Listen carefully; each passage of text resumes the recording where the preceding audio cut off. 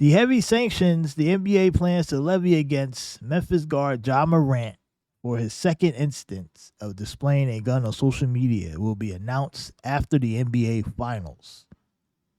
That's what the commissioner said. We're going to hear from the commissioner in a second. He talked about this on Thursday, I believe. And there's a couple things here to consider why it could be a long suspension and why it should be a long suspension. But first, let's hear from the commissioner, Adam Silver, as he talked about this. We're going to play this video. This is from the press conference right before the NBA Finals started. So in assessing what discipline is appropriate, if that's the case, we look at both the history of prior acts, but then we look at the individual player's history as well. And so that, and the seriousness, of course, of the conduct. So those are all things that get factored. It's not an exact science. It comes down to judgment at the end of the day on the part of me and my colleagues in the league office.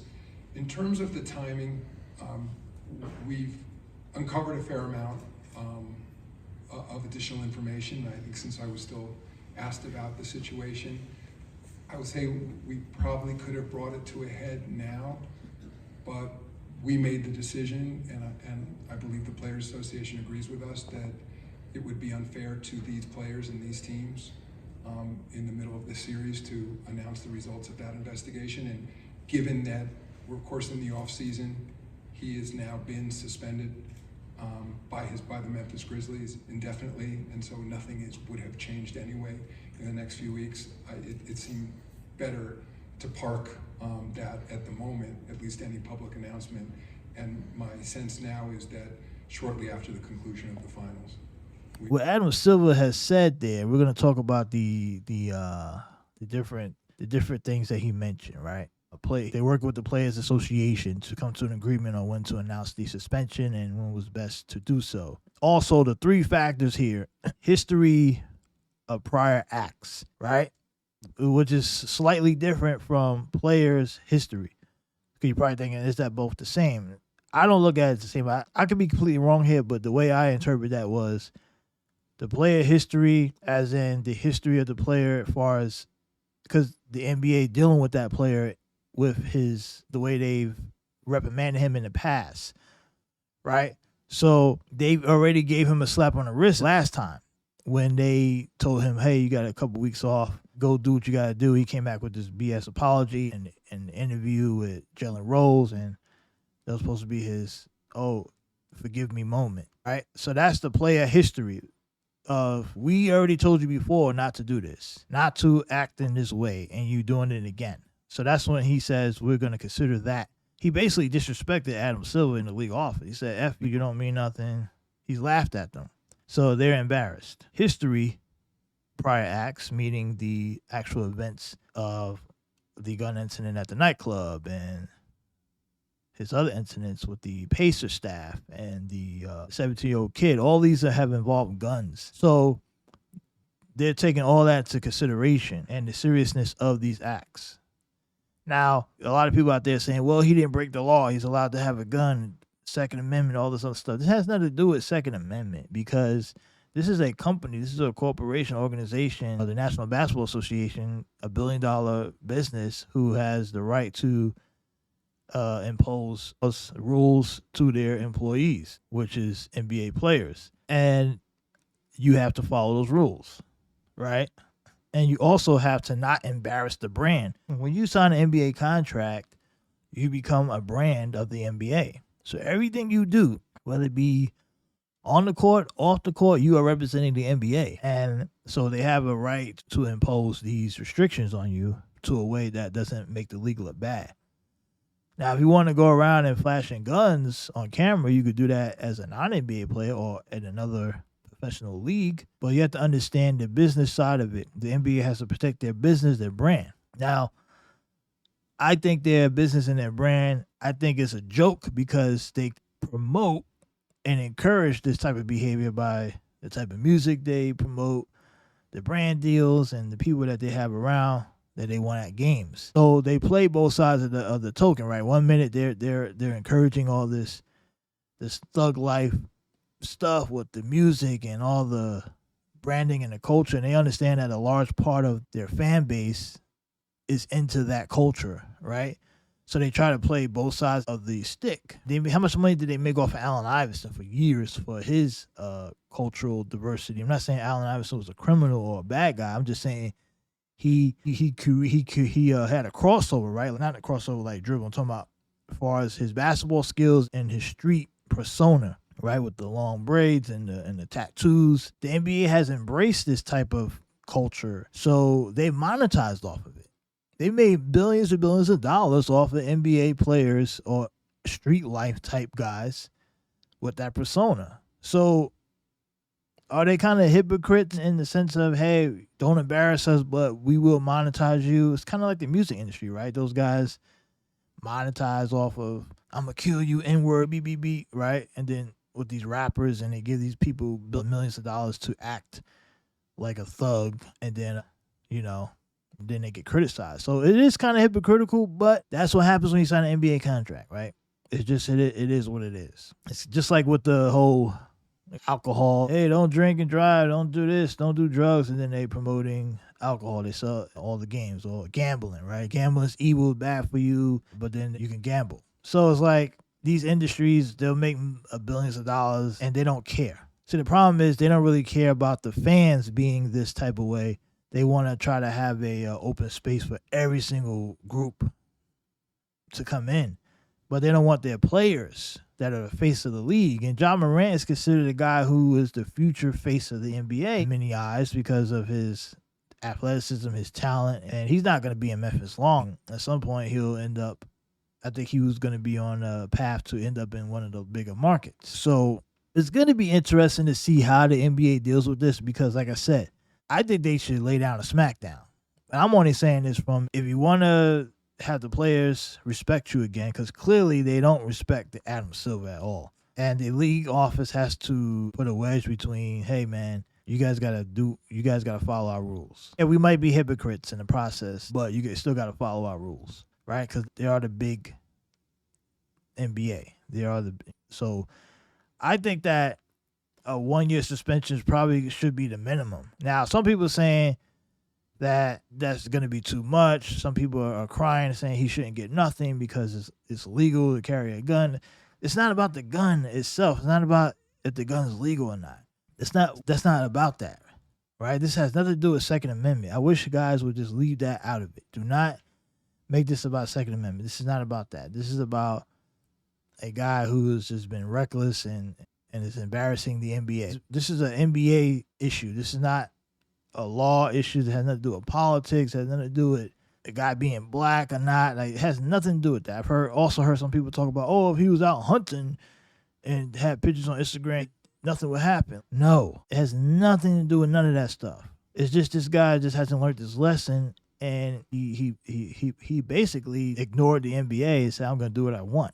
And the excuse about, he's only 23, he's only a kid, he doesn't know any better, that's BS, right? We can't use that as the excuse for excusing bad behavior or questionable behavior. And when you're a brand and you have followers and influencers and you influence young people, you cannot behave. You have to conduct yourself in a manner that is respectable to the NBA. Whether you believe it's fair or not, there's another conversation that we could have about. Like I already mentioned before, I think the NBA is kind of a bit hypocritical on their the way they view certain stuff. But hey, I don't care because I don't support thug culture anyway. So I don't really care if the NBA cracks down on this crap. They need to.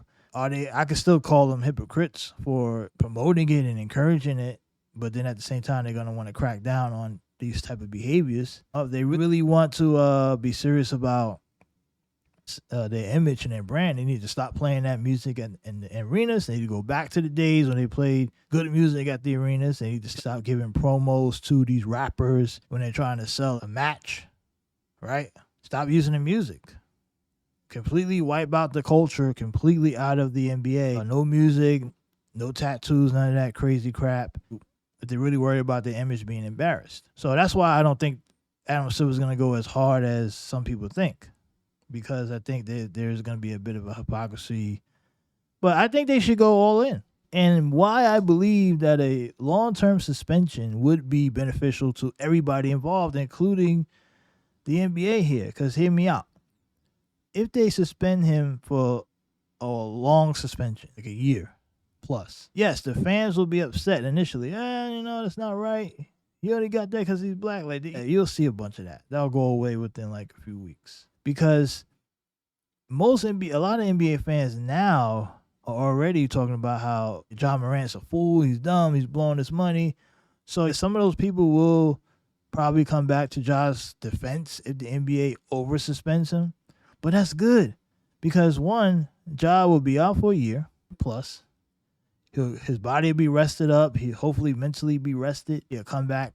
Hopefully, you'll think he'll come back stronger. He's still young, so he has a chance. And the NBA can sell a comeback story. They know how to do that too.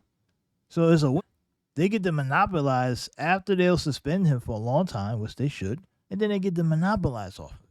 When he comes back, they get to monetize it. Hey, look at the comeback story. John Morant comes back, wins comeback player of the year, whatever that. They got a comeback player of the year, most improved, whatever the award they have for comeback.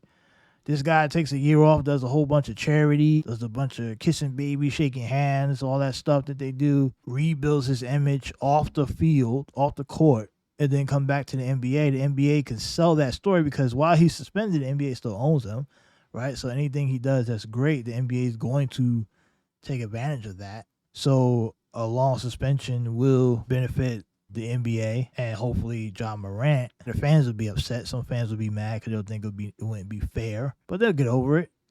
Because as soon as the season starts, they'll be rooting for someone else. Because these fans are short for fanatics, right? They're bandwagons, most of them. How many people are really upset about the Memphis Grizzlies?